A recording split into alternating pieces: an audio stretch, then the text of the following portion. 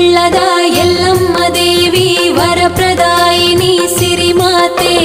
ಕ್ಷತ್ರಿಯರನ್ನು ಮಣಿಸಲು ಬಂದ ವೈಶಾಖ ಮಾಸದ ಶುಭದಾತೆ, ಸಂಕಷ್ಟಗಳ ಅಳಿಸುವ ಮಾತೆ ಜಮದಗ್ನಿಯ ಸತಿ ವಂದಿಸುವೆ, 14 ಯೋಗಿಣಿ ರೂಪದಿ ಬಂದ 16 ಲೋಕದ ದೇವತೆ